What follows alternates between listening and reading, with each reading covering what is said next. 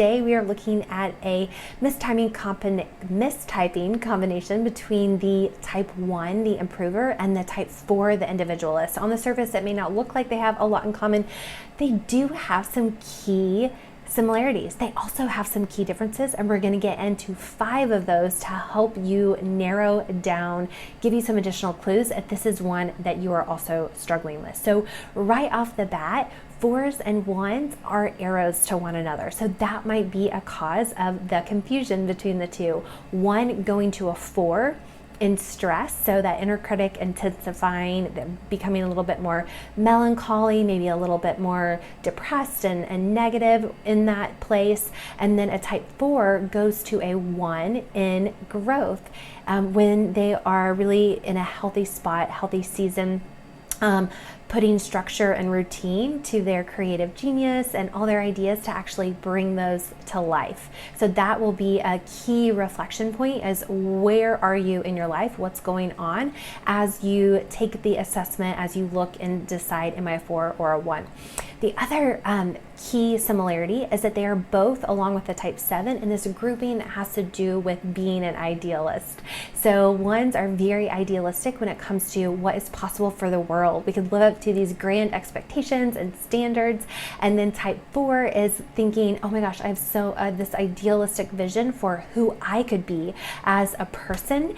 And both of them and the 7s will get really frustrated. That feeling of frustration might be something you actually hear yourself say, when others aren't living up to those expectations or standards or that idealistic version of the world, or when you are not living up to that idealistic vision for yourself. So those are the similarities where you're going to run into some differences. The key differences is 1 being your center of intelligence, where you make decisions from. So a type 1 is in the body center. They have a strong gut reaction. They may not be able to tell you how they know, they just know. Whereas a 4 is in the heart center, feeling center, and they're going to check in with their feelings. How do I feel about this? Whereas a 1 is going to think, what is there for me to do here? What do I need to do in this situation? And 1s are going to check in, or 4s are going to check in, how do I feel in this situation? They also have some key differences in how they handle conflict. So a 1 is in this competency grouping with our 3s and our 4s, and they're thinking data, not drama, when a problem happens, when conflict happens. And so for a 1, they're going to be thinking, I'm sure we're sensible, mature, rational adults here. I'm sure we can just come to a sensible solution here. Let's just get to work on that. Whereas a 4 is going to need to express their sadness, their worry, their anger, whatever feeling that they have. And they're in that emotional reactivity category with the 6s and 8s when it comes to handling a conflict. And not only are they going to want to vent and express it, but whoever they're sharing it with, they also have an expectation that that person is going to have the same intensity of emotions and be as upset about that problem that they are. So another key difference. Another key difference is how they view time. So 1s tend to be in this present orientation to time, although 1s, I've heard many of you say that you actually identify more as being in the future, which makes sense because you're planning for a current problem in the future, but you're really focused in on the task, the present, the problem right in front of you, forgetting how far you've come, and not necessarily seeing all the possibilities and hope that's on the other side of the mountain.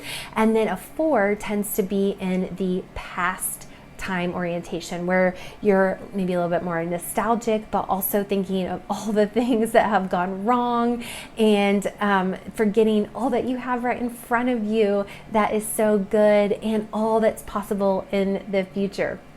So there's another difference. A 4th difference is how you go about getting your needs met. So a 4 is going to withdraw and kind of pull away from others, hoping that that will actually get people's attention, thinking, wait a minute, where is the type 4? Where did they go? And hoping that they'll be missed. Whereas a type 1 will get their needs met by really, especially if they are, again, feeling frustrated, like people aren't living up to their standards, they're going to press their opinions urgently and sternly and intensely on others, and hoping that others will realize all the things that they're doing wrong and that you need to be doing it this way. So that's how they're going to go about getting those needs met. And then lastly, ones tend to be a little bit more self-restrained, able to put the common good in front of their own personal wants and needs, whereas a type 4 tends to be a little bit more self-centered, self-focused, and will put their desires, wants, personal needs in front of the common good. Again, not always, sometimes those are just some key differences.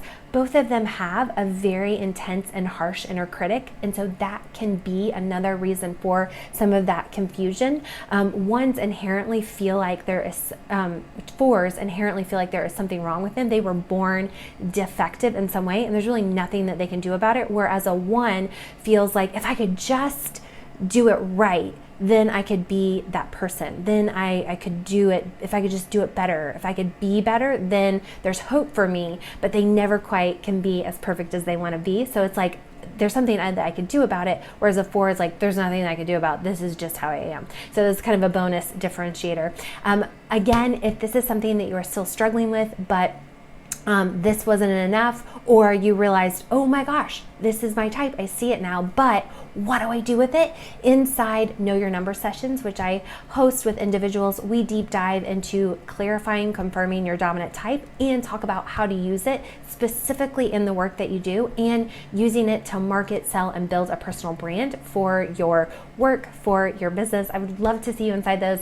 You can learn more at saralynco.com/know your number. Thanks for being here, and I will see you back here soon.